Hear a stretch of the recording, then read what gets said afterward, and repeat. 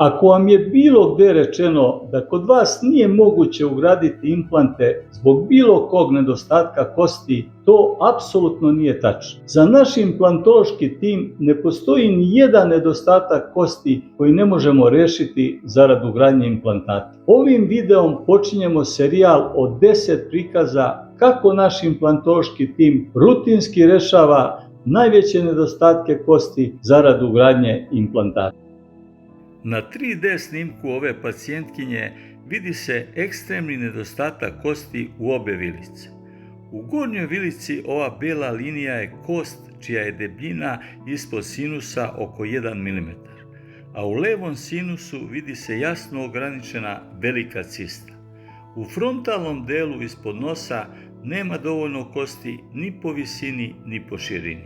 U donjoj vilici kost je toliko resorbovana, to jest otopljena, da je na mnogim mestima njena debljina iznad donje viličnog živca manja od 1 mm.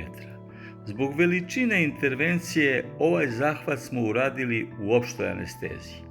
U prvoj fazi smo u gornjoj vilici uradili 2 sinus lifta, izvadili cistu iz levog sinusa, dodali veštačku kost u oba sinusa, a u prednjem delu ispod nosa presadili koštane pločice koje smo uzeli sa bedra pacijentki.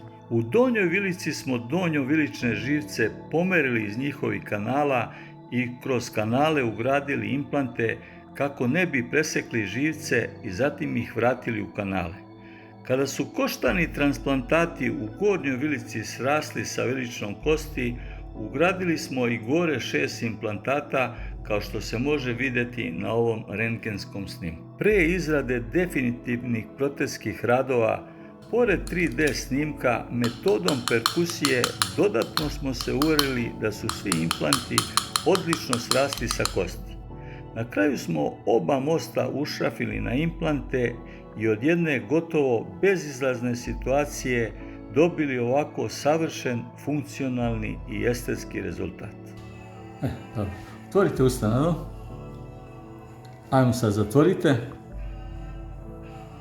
Vidimo kako se zubi uklapaju, koliko vidim skroz. Otvorite ponovo. Zatvorite.